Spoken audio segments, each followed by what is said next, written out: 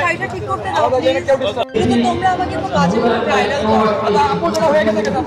বাংলাদেশে ভোট নির্বাচন ছিল আজ, তবে সেখানে পাত্তা পাওয়া গেল না অভিনেত্রী অপু বিশ্বাসের। যেখানে শাকিব খান সহ বাংলাদেশের নানান অভিনেতা অভিনেত্রীদের ভোট দিতে দেখা গেল, সেখানে দেশে নেই অভিনেত্রী অপু বিশ্বাস। তবে তার একটি কথা বেশ ভাইরাল হয়েছে। ভোট দেওয়ার আগে একটি ওপেনিংয়ে এসেছিল অভিনেত্রী অপু বিশ্বাস, যেখানে তাকে গর্জাস লুকে গর্জাস শাড়িতে দেখেছে দর্শকেরা। তবে হঠাৎই অপু বিশ্বাসকে সেখানে মেজাজ হারাতে দেখা যায় সাংবাদিকদের ওপর। তিনি স্ট্রেট কাট জানায়, আমাকে শাড়িটা ঠিক করতে দাও প্লিজ, তোমরা আমাকে ভীষণ বাজেভাবে ভাইরাল করো। অপু বিশ্বাসের এই কথাটা জুড়ে তোলপাড় সোশ্যাল মিডিয়া।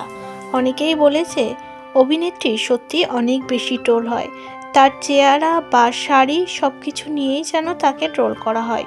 অপু বিশ্বাস সেভাবে স্ট্রেট কাট কথা বললেই সাংবাদিকরা তার কোনো রকম বাজে ভিডিও তুলতে পারবে না। অপু বিশ্বাসকে এমন স্ট্রিক্ট হওয়াই দরকার। শুধু অপু বিশ্বাস বলে না, যে কোনো নায়িকাকে এমন স্ট্রিক্টভাবে কথা বলা দরকার সাংবাদিকদের ওপর।